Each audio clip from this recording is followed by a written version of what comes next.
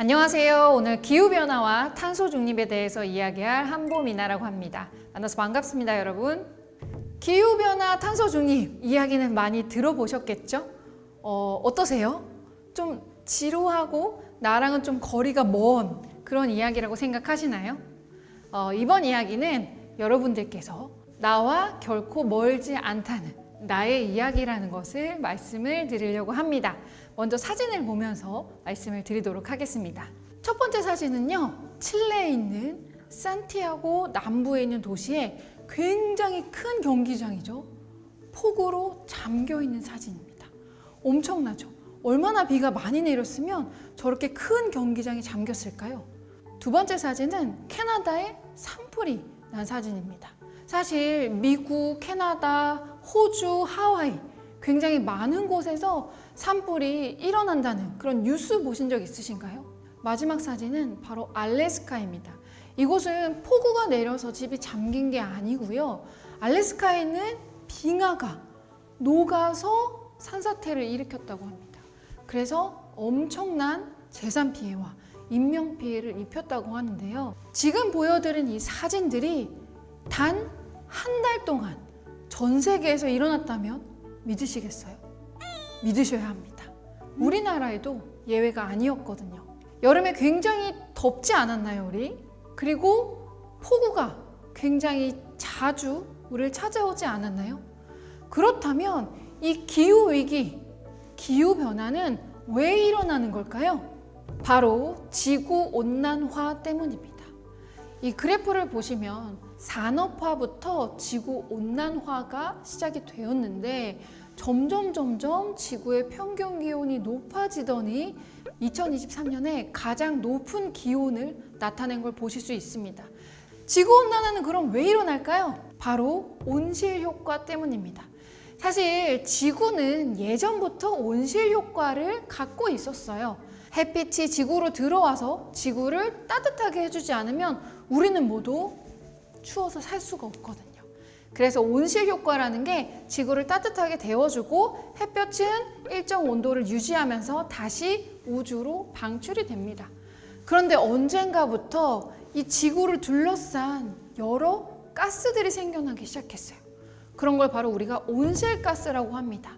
이 온실가스들이 지구 대기권을 쭉 두르고 있다 보니 햇빛은 지구를 데워주고 다시 방출을 해야 되는데 우주로 나갈 수 있는 길이 막혀버린 거예요. 그래서 지구가 점점 더 햇빛의 양이 많아지니까 뜨거워질 수밖에 없겠죠. 그래서 이 온실 효과가 점점 심해지면서 바로 지구온난화를 일으키고 있는 것입니다. 그러면 온실가스는 어떤 것들이 있을까요? 전 세계적으로 규정한 온실가스는 6가지가 있습니다. 이 중에 가장 대표적인 가스가 바로 CO2, 이산화탄소입니다. 이런 가스들은 어디서 발생을 할까요? 지금 살고 있는 우리 모든 생활권 안에서 발생하고 있습니다. 여러분들이 아침에 눈을 딱 뜨자마자 핸드폰 충전기에서 핸드폰을 빼고 불을 켜고 양치를 하고 샤워를 하고 나와서 운전을 해서 어딘가로 가고 이런 여러 가지 모든 활동들에 다 온실가스가 나온다고 생각을 하시면 좋을 것 같습니다. 그러면 발전소에서 생산한 전기들을 우리가 마구 사용한다면 발전소도 열심히 전기를 많이 만들어내야겠죠. 그러니까 당연히 전기량이 많아질수록 온실가스도 많이 배출될 수밖에 없는 겁니다. 그리고 우리나라는 제조 기반의 산업을 많이 갖고 있습니다. 그래서 물건을 만들거나 자동차를 만들어서 해외로 수출하는 경우가 많이 있기 때문에 공장에서도 제조 생산을 하면서 많은 온실가스가 배출된다고 생각을 하시면 좋을 것 같습니다. 그렇다면 이 온실가스를 줄이기 위해서 노력을 좀 해야 하지 않을까요? 그래서 우리나라에서는 탄소중립 2050이라는 목표를 갖고 온실가스를 좀 감축하는 노력을 하려고 합니다. 탄소중립 2050은요, 개인, 기업, 정부, 단체 모두가 노력을 해야지만 이룰 수가 있습니다. 정부에서는 법규를 정하고 많은 사람들이 그 테두리 안에서 온실가스를 적게 배출할 수 있도록 가이드하는 역할을 하고 있습니다. 기업은 어떨까요? 수출을 더 잘하기 위해서 이 탄소 중립을 노력하고 있는 거예요. 외국에서는 이 탄소 중립이 잘 되는 제품, 즉 친환경적인 제품을 더 수입하고자 합니다. 그래서 기업에서는 탄소 중립을 위해서 많은 여러 가지 활동들을 하고 있습니다. 그래야 기업의 이미지도 좋아지고 그리고 제품도 많이 팔 수 있으니까요. 그럼 우리들은 어떻게 해야 할까요? 지금부터 간단한 방법 몇 가지를 여러분들과 함께 실천하려고 합니다. 첫 번째로는 바로 에너지를 절약하는 겁니다. 전기를 아껴 쓸수록 발전소에서는 전기를 덜 생산하겠죠. 우리가 직접적으로 온실가스를 배출하는 것은 아니지만 간접적으로 전기를 많이 쓰면 쓸수록 온실가스를 많이 배출하고 있다고 생각하시면 좋을 것 같습니다. 그래서 간단하게는 플러그를 뽑는 것만으로도 아주 많은 전기를 아끼실 수 있습니다. 그리고 또 하나 바로 대중교통을 이용하거나 자전거를 타고 다니시는 건데요. 우리의 조그만 노력이 또 많은 에너지를 아낄 수 있다는 사실 잊지 않으시면 좋을 것 같습니다. 그리고 또 하나는 바로 친환경 소비를 하는 것입니다. 마트에 가시면 혹시 그런 제품 보신 적 있으세요?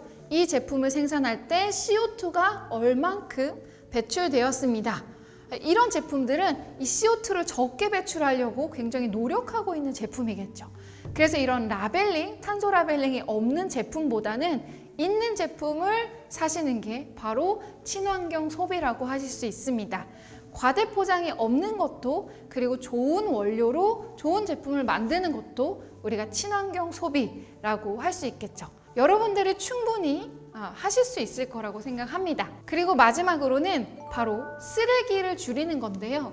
쓰레기를 만들고 쓰레기를 배출하는 모든 과정에서 사실 온실가스가 발생됩니다. 이 작은 것들만 우리가 모두 실천을 한다면 온실가스도 적게 배출하고 기후위기도 충분히 막아낼 수 있을 거라고 생각을 합니다. 플러그를 뽑고 쓰레기를 줄이고 다회용기를 들고 다니는 것, 지금은 조금 불편하시고 귀찮으실 수 있잖아요.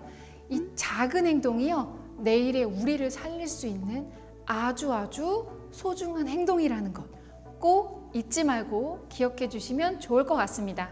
감사합니다.